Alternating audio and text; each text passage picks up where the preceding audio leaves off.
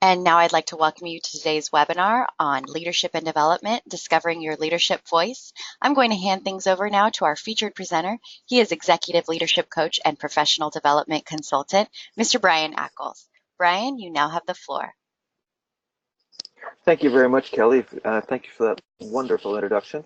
And welcome to this interesting topic about leadership voice. Some of you may be wondering what this is actually all about and what discovering your leadership voice is.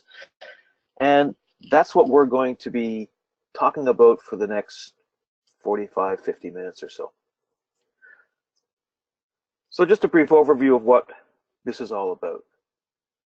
As leaders in your organization, leaders are the voice of the enterprise, or the voice of your teams. What you say, when you say it, and how you say it impacts all the people listening to your message. Those are three really, really important points about your leadership voice, and we'll talk more about these. So we're going to look at some of the key elements about what makes up your leadership voice and how these impact your organization, impact your teams, and impact your success, your team's success, and your organization's success. So let's jump into this. Your leadership voice is like it is an instrument. It's the instrument with which you inspire others. You lead change. You inspire others to fulfill the purpose of the organization. But your leadership voice also is your voice that you develop, that you use to inspire people both in work and outside of your work life as well. You're trying to affect others positively. And to do this, you need to be perceived as being credible. So the message and your actions, they've got to match up with who you actually are. If you try and deliver a message and the actions that are associated with this message and they don't match up with how people see you, then they're not going to believe what you're saying. It's a fundamental way that we're wired to listen and to interpret and to value how people communicate. So our values that we have as people and individuals, we've got to know what they are. So we must, first of all, be clear on what our own values are, and we have to act in accordance with those values. So the value would be, I'm passionate about making sure that my team members have the tools that they need, or that they have the support that they need from me to do their jobs well. It's not about me, it's about them. I truly believe that it's about the people that work in my team. My actions must support that. If the things that I do not show that I value or that I am supporting them so that they can be the best that they can be, people will not see me as credible. So my message and my actions and my words have to match all of that. In order to do this, you have to be authentic. And we'll talk more about authenticity in leadership as we go through this. You have to be real. That's what it comes down to. You can't fake this. You have to be who you are. And if you are authentic in your leadership, and if you're authentic in your communication, you're going to build trust, and you're going to build trust-based relationships. Trust-based relationships foster committed followers. The people will naturally want to follow you because they trust you. If you don't have the support of the people that you're leading, you will not be successful. You can set up all the strategies and develop them into goals, and you can do all of the right things to structure an organization.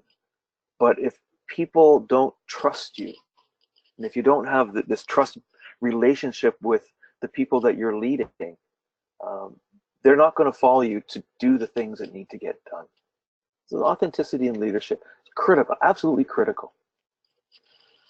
So this quote from Kevin Cashman on Leadership from the Inside Out: Of all the principles supporting sustainable leadership, authenticity may be the most important. It may also be the most challenging. Let's just think about that for a second.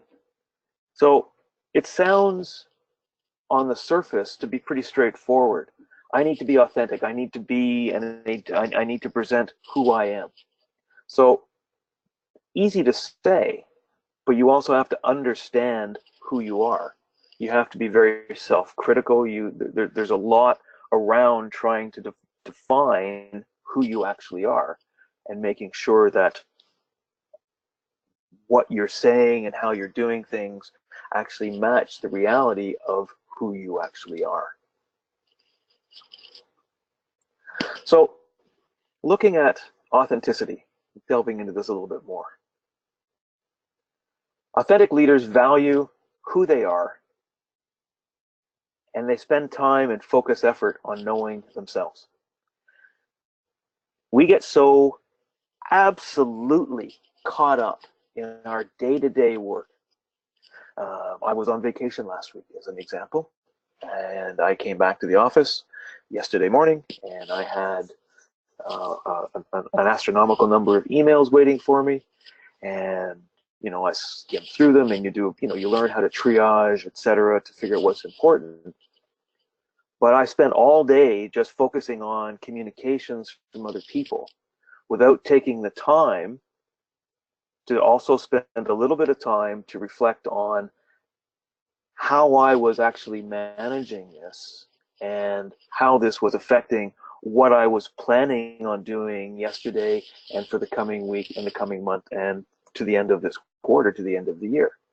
And it's important that we take the time regularly to focus on knowing who you are and knowing yourself and understanding how things are impacting you. Authentic leaders work to understand their own strengths and their own vulnerabilities. What are you good at? Where are your strengths? Knowing your own strengths is a real big positive. And it's not being boastful about it. It's knowing what you're good at. It's knowing where you can really have an impact on people. Conversely, though, you also have to know as to what makes you vulnerable, what doesn't work for you. Where do you have challenges on how you work, how you think, how you communicate. So authentic leaders are really, really focused on serving their team. And this is really important, serving their team, their organization, and their customers. They're your clients. You're not being self-serving. You're serving others. And it's the whole concept really, it's called servant leadership, which we won't get into, but it's something you may want to look up and follow on. You are there to support other people. Authentic leaders do this. I won't say they do it naturally, they work on it, and this is part of what makes a leader authentic.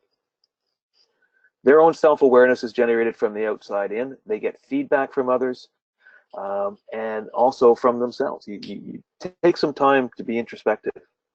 Sit down, and if you've come out of a meeting and things haven't gone the way that you thought they should, take 10 minutes as soon as you can and just replay in your head what happened.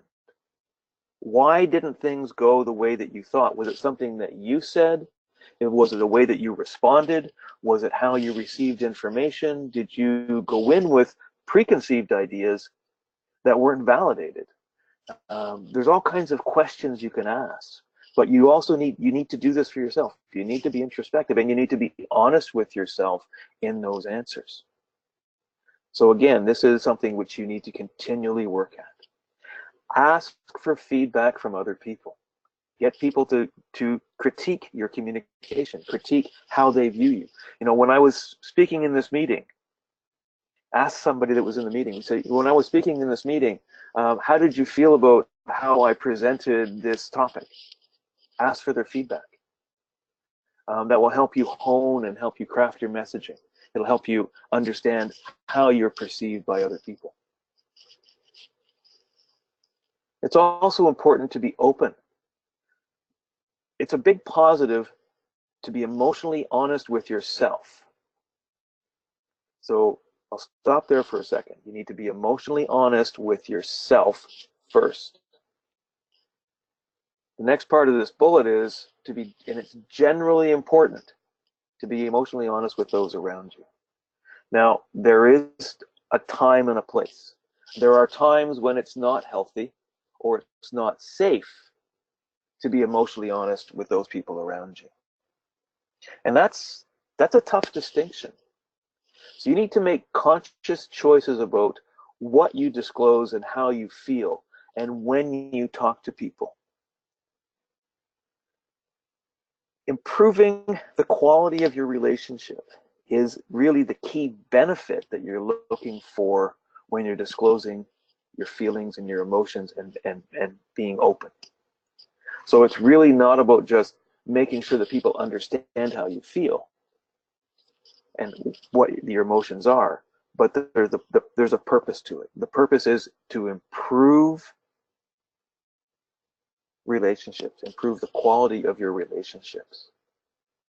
So if it's appropriate to let somebody know that you're feeling angry with what they just said, and if you can tell them in a way that will further improve the relationship going forward, that's great. If you're going to tell somebody you're angry with what they just said and it serves no purpose other than self-satisfaction for you, then why would you disclose that? All it's doing is, it's a cathartic effect, absolutely, but it's not actually helping you build the relationship. So again, you have to make these judgments in both ways. So why do you need your leadership voice? What do you get out of it? What does the organization get out of it? If we started off right from the very beginning, leaders, you're the voice of the organization, you're the voice of the enterprise. As leaders, we either contribute or we create, or we're part of the team that creates the strategic direction of the organization. Because of this, we also need to take a very strategic approach to our own development as leaders. No one is a great leader from the day they become a manager or a leader. They work at it. Really great leaders work at it all the time. They listen to what other people say and they adapt. You don't see big changes in people from day to day, but if you look at somebody that you consider to be a leader and you look at how they act and deal with situations today, and if you've known them for a long time, think back, years to see how they've developed over that time, and you will see a progressive improvement in their ability to lead. Through what we say and what we do, it's our message that we're trying to get across to others, right? We have to create and craft messages that grows the value of the team, that grows the value of the contribution of the individuals in the team. By growing that value within the organization, we're also increasing the ability of the organization to deliver on its promise, to deliver on its strategic goals and directions.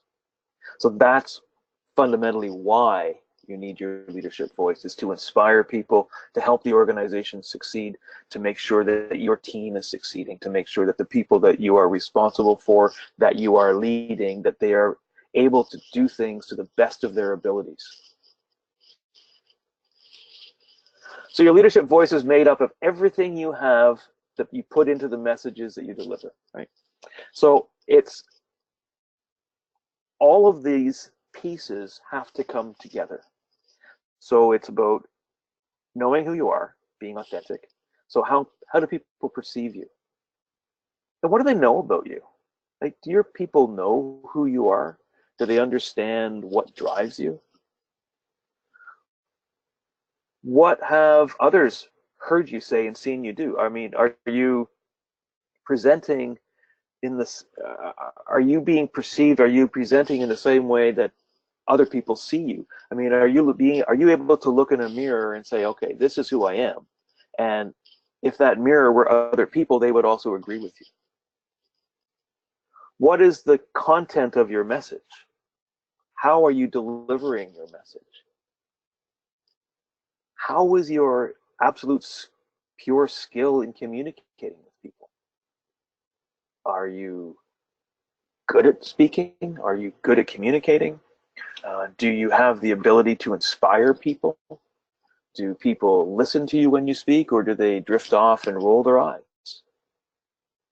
So discovering your leadership voice and discovering your voice is, again, discovering who you are and what is your purpose as a leader. What purpose do you serve? Why are you a leader in this organization? What exactly is it that you're supposed to be doing as a leader in the organization? And if you take a few minutes, and take a few minutes today if you can, and actually try and write down the answer to that question. What is the purpose that you serve as a leader in your organization? How are you perceived by others? What competencies do you need to develop? And again, think back to taking a strategic approach to developing your leadership voice. Where do you need to improve?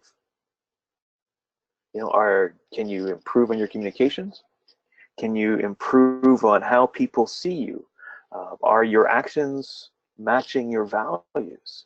Are they matching your words? Are you delivering clear messages? Understand where you can improve and try and find how to do that. And we'll talk more about this as we go through in the next few minutes.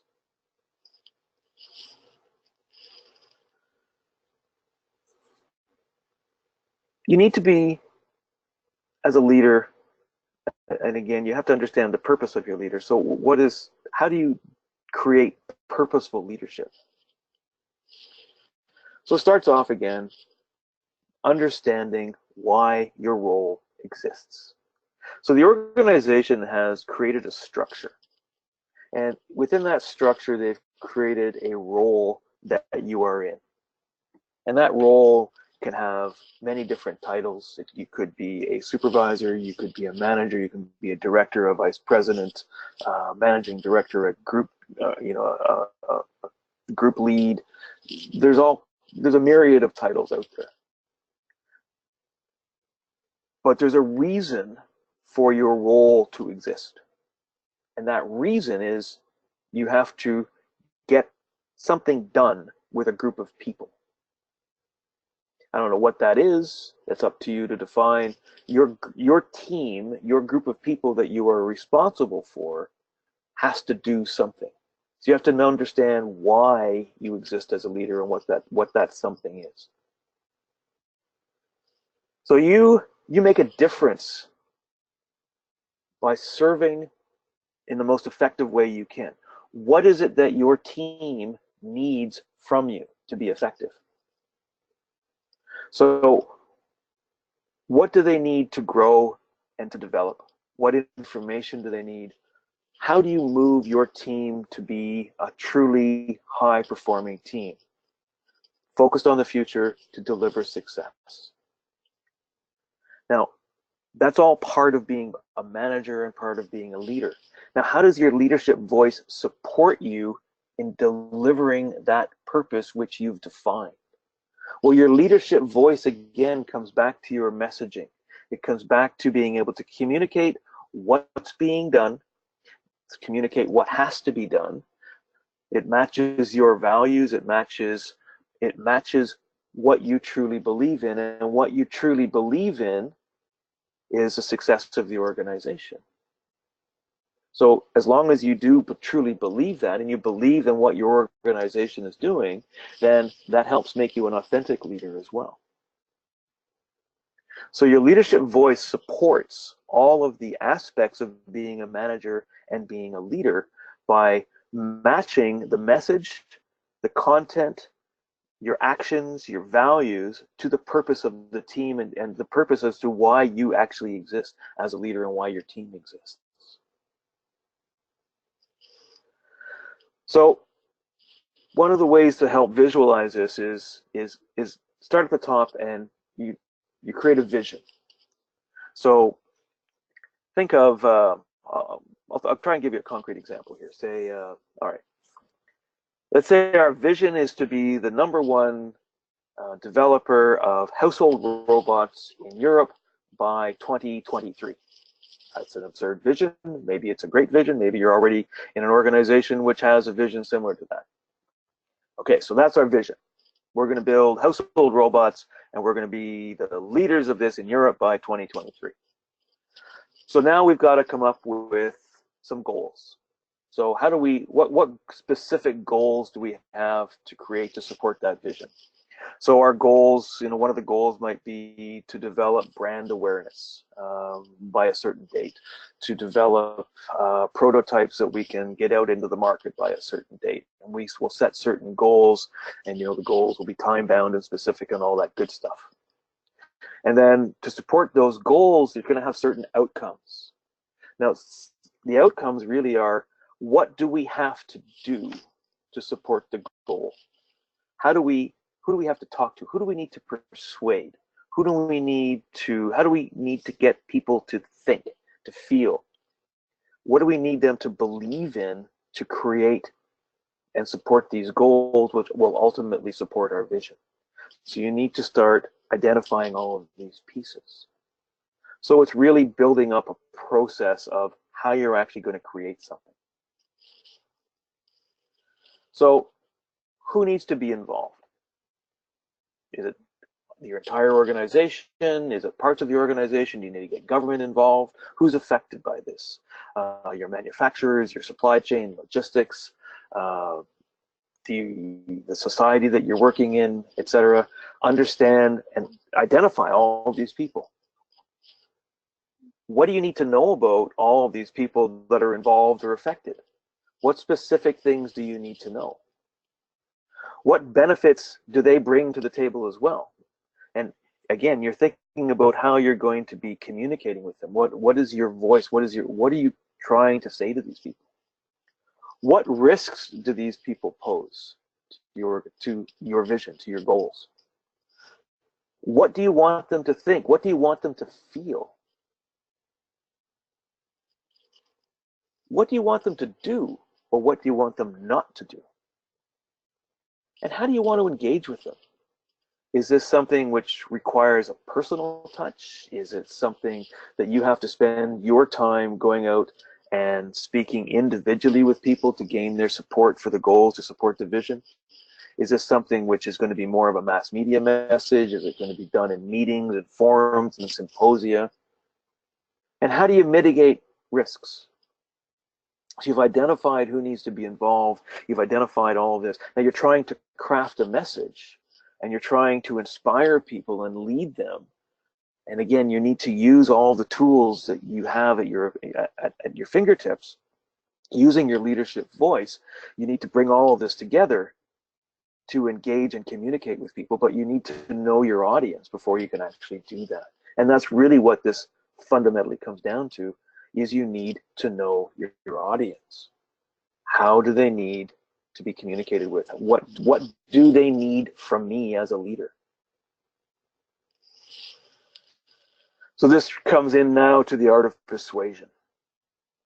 Aristotle, the father of persuasion, talks about ethos, pathos, and logos. Credibility, your ethics, the emotional appeal through pathos, and the logical argument through logos. Of all of these, we go right back again to being an authentic leader. And one of the fundamental parts of being an authentic leader is you must be credible. Your actions must match your words. If your actions don't match your words, then you are not credible. All of the emotional appeal, all of the logical arguments won't help you if you're not credible. If, however, you are credible, then you can still, you're dealing with the emotional side, you're dealing with the logical side, and you're building the pieces to help you persuade people to follow you. So this all becomes, again, part of the toolkit of developing your leadership voice. So again, you lead with credibility. You must be credible. You want to appeal to people's emotions, absolutely. To back your arguments up with logic, but doing those two things can never damage your credibility.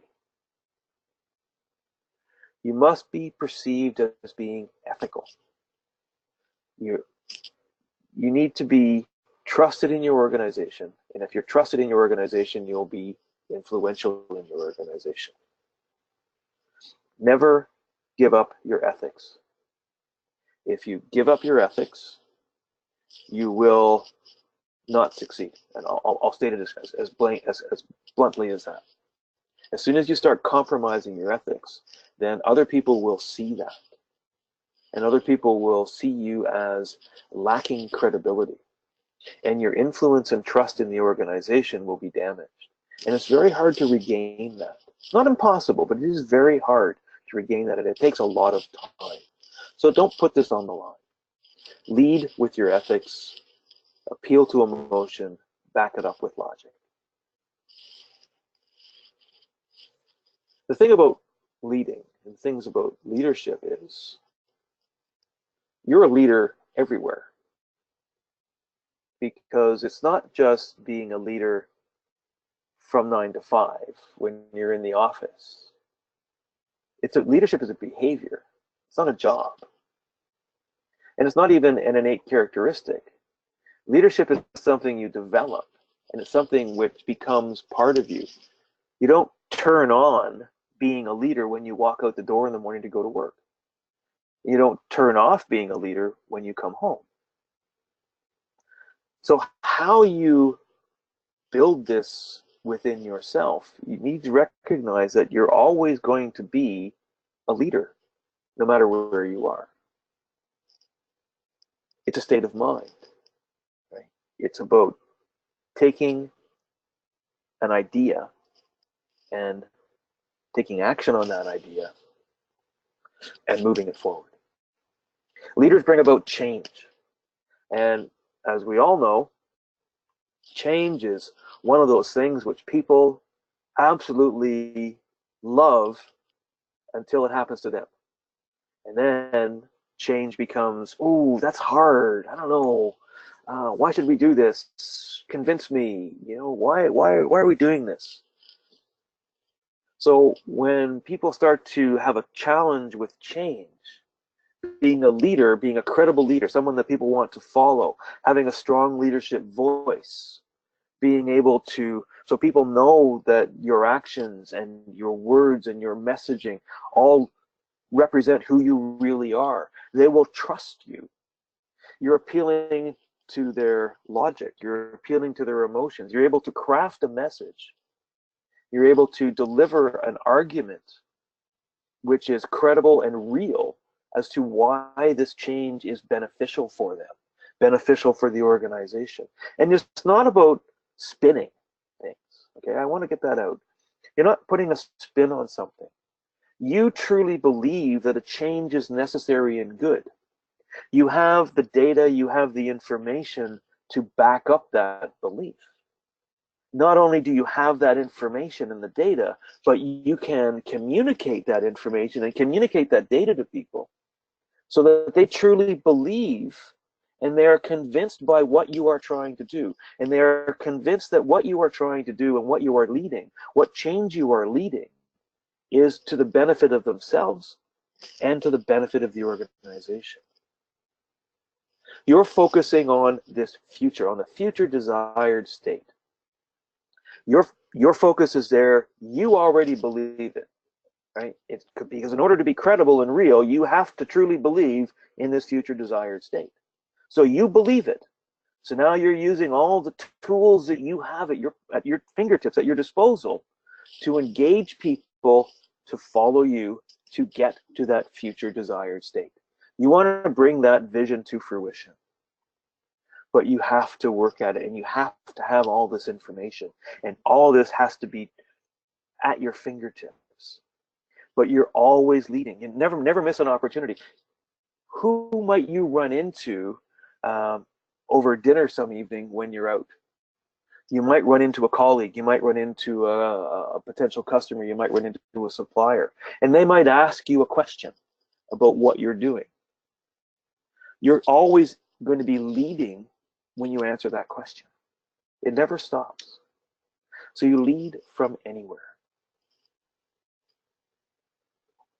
So there are some techniques to engage with other people.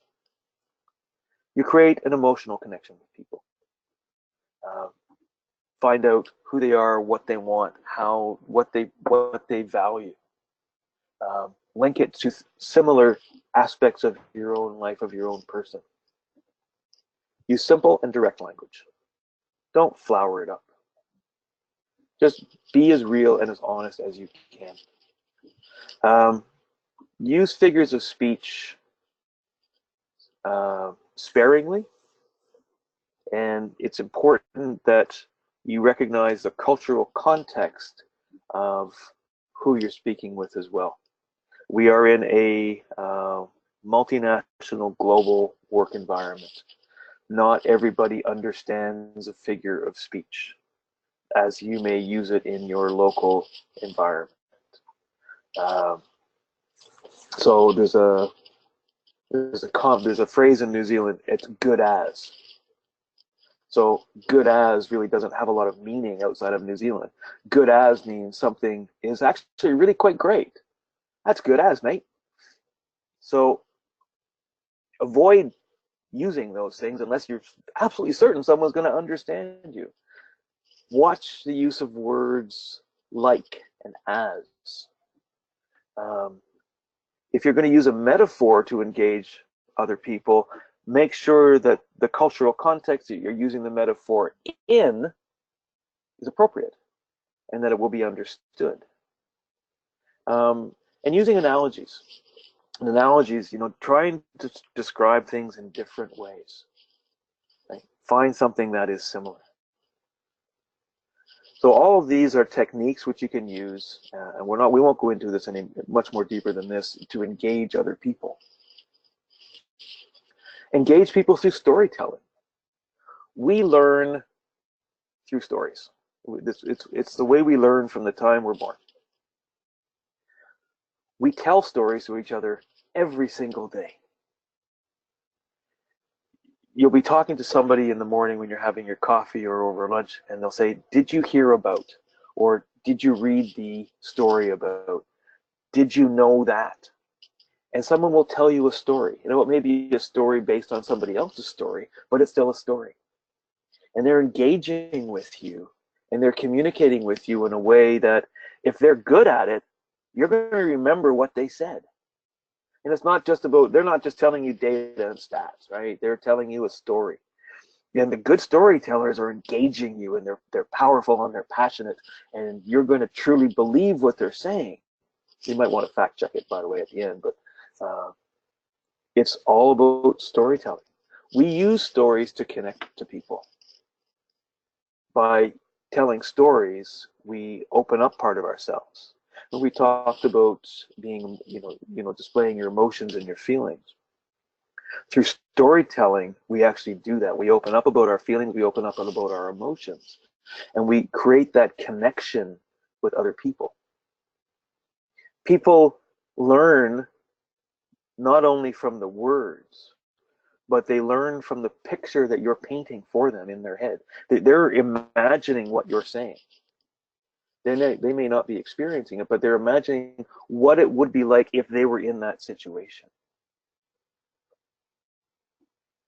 And it's a very powerful technique to engage with people. Storytelling is a very, very powerful way to get people to understand who you are and what you are very, very quickly.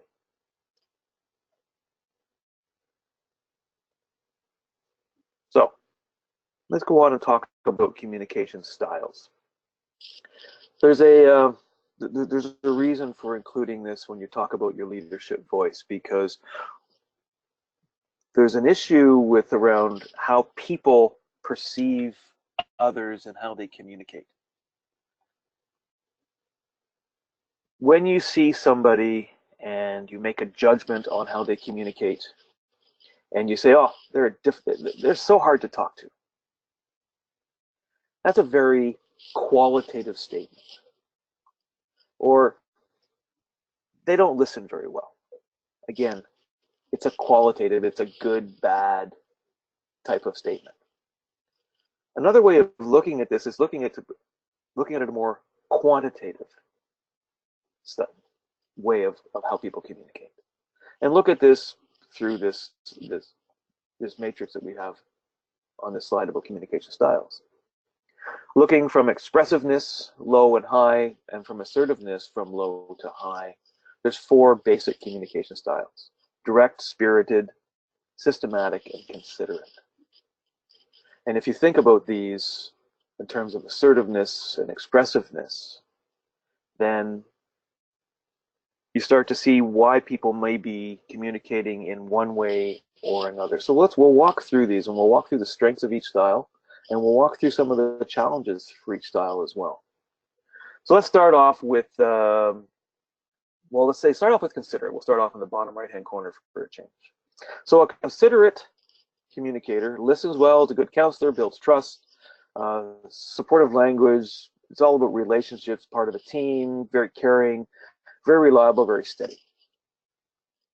So if you remember, so considerate would be highly expressive, but fairly low assertiveness. So let's go to systematic. Still staying in that bottom quadrant, low assertiveness. Very precise, seeks information, speaks very efficiently, prefers an organized desktop. There's no mess, there's no fuss. Decisions are made on facts, very, very, very good at problem solving, very good and prefers very clear guidelines about how they do things and what they do, and they work very independently, very low assertiveness and very low expressiveness. That's a very systematic communicator. Now let's go back to the other side, the opposite of systematic, which you could almost say is spirited. Likes to be persuasive, focuses on the big picture, uses motivational speech, prefers to be around people, works very fast, builds alliances, generates a lot of enthusiasm, highly expressive, and highly assertive. And then you get to the direct. So highly assertive, but not highly expressive. Direct communicators get to the bottom line. They speak forcefully, they maintain eye contact, they present a very strong position. They like to be in control, and they like to be decisive. They thrive on competition, and they will take risks. So these are the strengths of the styles. And instead of classifying somebody as a good communicator or a bad communicator, good listener or a bad listener, think about your communication style and where you fit into this quadrant. And again, be honest with yourselves. And this is a more of an introspective exercise. Where do you fit? So if you're a very spirited communicator and you're dealing with someone who's very systematic, that might not be easy for you to understand. Understand how all of these relate to each other. So let's look at the trouble spots that may come up for each style. So let's start with the spirited. The spirited communicator does not hear details. Tends to exaggerate a little, generalizes, can be overdramatic, responds poorly to criticism. Details, who needs them? Spirited communicators tend to miss deadlines. They're not really that important because it's not about time management. It's all about, you need to follow me. A considerate communicator avoids conflict. So if you're avoiding conflict, that means you'll probably give in pretty easily. You won't necessarily stand up for everything that you believe in. You'll keep your opinions to yourself. You might overemphasize your feelings. Likes to be comfortable. allows your own needs to sort of linger on in a conversation or linger on within a situation. Kind of resistant to change, and will generally, because they like to avoid conflict, will tell others what they want to hear. So not all good for considering. Direct communicators, poor listeners, get impatient because again, they're very, if you think about back to direct, right? Speaks forcefully, maintains eye contact, gets to the bottom line, but they like to argue. They like to compete. Don't care about feelings and not overly concerned with details as well. And direct communicators tend to be seen somewhat as workaholics because they're constantly driving to get stuff done. Now, systematic trouble spots can be a bit too much focus on details. So the dreaded paralysis by analysis. Not comfortable about personal disclosure. Not really interested in sharing their lives. Really speaks in a monotone. Really not a lot of change in their vocal tones. Very keen on accuracy, regardless of what it does to people's feelings. So it very tends to be, can be seen as very impersonal as well. Delays decision making because they want to have all the details and they don't like risks. So again, think about communications and think about how you communicate and how others communicate. And think about how you can adapt to their style or understand where they're coming from. And again, using your leadership voice, understand how you can persuade them to be what you need to get done, what you need to get done. It's all about making an impact. You're demonstrating confidence in what you have as a leader. You're engaging people as a communicator. And you're getting people committed to the vision. And this is really important. This is all about, again, driving people forward, trying to find ways to engage with people so that they will follow. So being impactful is more than just words. We create impact by being confident.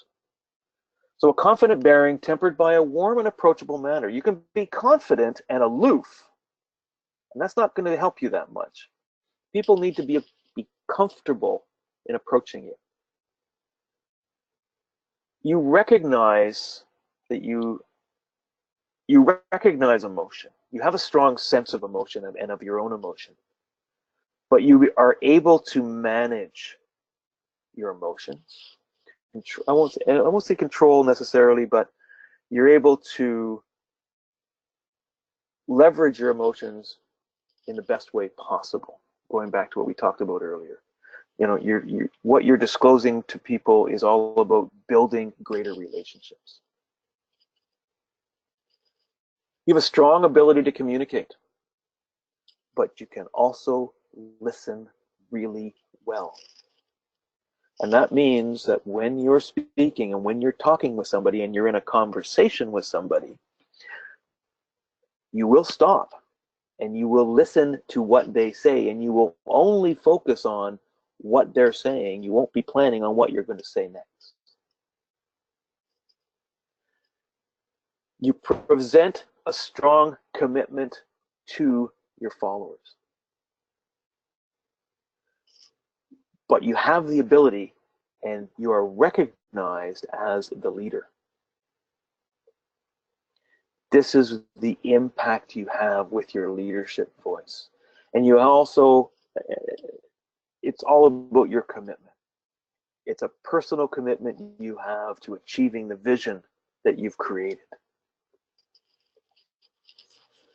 So this whole process is all about reviewing and adjusting, and it's a process. It's iterative. It's not something which is linear.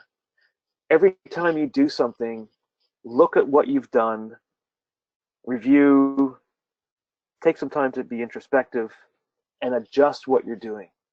Look at your voice. Look at your vision. Look at the outcomes you're trying to create. What is your message? What is your delivery? Review all of this, and this goes around and around and around. You never stop improving your ability to be a leader and develop your leadership voice. So it's not something you work on and there's an end goal. It's something you continue to develop and refine as you move through your life, as you move through your career. And it's about a campaign. That you're not just creating a one-off message. You're looking for different ways to communicate and contribute. So you're building support, different ways of creating a message, different ways of delivering information. You're building up a campaign to achieve something, which is this future desire state, which is this vision. So the conversation should build over time, and it should build on what your previous communication has been, and it should never contradict it. It's always building to something which is going to become greater. So it's this idea of campaign thinking. And finally, as my last words, you enhance your leadership effectiveness through your message. You communicate with greater openness and authenticity with a strong leadership voice. With a strong leadership voice, you craft compelling messages that connect people to purpose, which is what you're always trying to do. With a strong leadership voice, you engage, you motivate, and you inspire others to embrace change. And it's something we can all get better at. It's something we all continually learn throughout our careers as managers and throughout our careers as leaders. And with that, I will say thank you. Thank you very much for indulging me in this, and I hope to talk to you all again soon. Thank you so much, Brian, for joining us today. And thank you, everyone, for joining us. If you guys have any questions, we will remain on the line for a few more minutes and we will get those answered. I also wanted to point you all to our website at newhorizons.com or your local New Horizons Center. And again, if you aren't familiar with your local New Horizons, you can visit newhorizons.com and do a zip code search to find your nearest center. And there you will find all of our information under our Center for Leadership and Development and all of our upcoming courses on topics such as the one that you just viewed today. So let's go ahead and get to those questions, Brian. When engaging with another leader who is not authentic, what are some tips you'd recommend to improve the communication? So if you know somebody is not being authentic, simply ask questions. Lots of questions about what they believe, what they're trying to accomplish, and the more questions you ask, the more likely that someone is going to come up with what their basic truth is. So it's all really about diving in and not being afraid about asking questions. All right, that's a great response. And the next one is, when would you say it's not healthy or safe to be honest? Ooh, see, I knew that question was going to come up. So if you're, and it's really about honesty in your emotions and feelings, so I'll assume that's what the question is about. When it will damage a relationship with somebody, it might be a good time to sort of hold back on what you're feeling about what somebody has said or what a situation has presented. If you feel that it's going to damage the relationship, you might want to take a step back and wait and think about maybe a different way of addressing the situation which has caused you to have those feelings and cause those emotions to come up in you. So it really is a time to stop and wait rather than damage a relationship which may not need to be damaged and which really you should be trying to build for the future.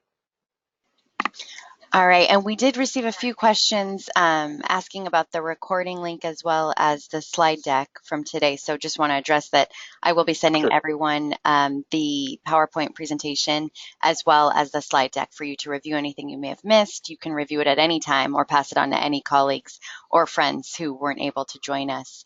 All right, Brian, next question we have is, as a leader, how do you act in a critical situation? Well, and this really is the crunch time.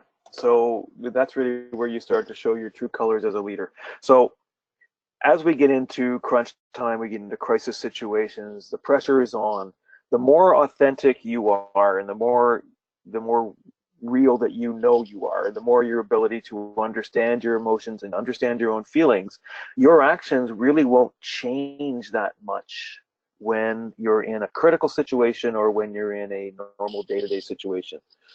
I know personally how I act, and personally I get a bit more focused, I get a bit more intense in situations which are more critical, and I'm quite aware of that, and I try and work around that and try and take a step back to be more the type of person that I want to be in normal situations, in a crisis situation as well.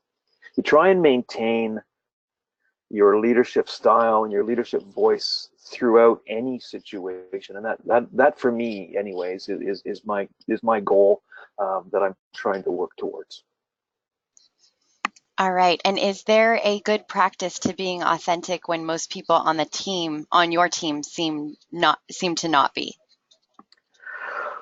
Well, I think it's if they're on your team, you can certainly start to influence them to be authentic, and that's again, um, you start with yourself, of course. As long as you're presenting yourself as real and presenting yourself as authentic, and you start engaging people in conversation, you start engaging them by asking them questions, getting to know them better, getting to find out who they actually and really are, and that's depending on the type of person they are, they may not want to open up about themselves. So it'll take some time. It'll take some gentle persuasion, some gentle conversation, gentle questioning, and it's really about getting to know who they are, and then you can almost start to persuade them to be more authentic. Okay. And then it looks like this will be our last question. As an HR professional, how would you effectively manage upward when providing feedback to your leader? Ooh, that's a good question. So, um, I've been very fortunate, that I've had people that I can always talk to, and one of the things that I've used with my managers and my bosses over the years is during performance reviews, I always try and set the stage so that I will ask them, um, how they feel about my performance, and I will try and get them to ask me the same question. So how do I feel about their performance? And within your performance management programs, as an HR professional, if you have the ability to modify uh, performance management discussions and topics, and one of the questions that can be added into any performance discussion is that, so that 180-degree feedback to say, okay, so what do I need from you? And I encourage my staff to ask me that question. Um, so if I'm encouraging my staff, then I'm also trying to encourage my manager to ask me that question as well. Sometimes it works and sometimes it doesn't. But if you can influence how the performance management program is set up, then that can be a way to address it.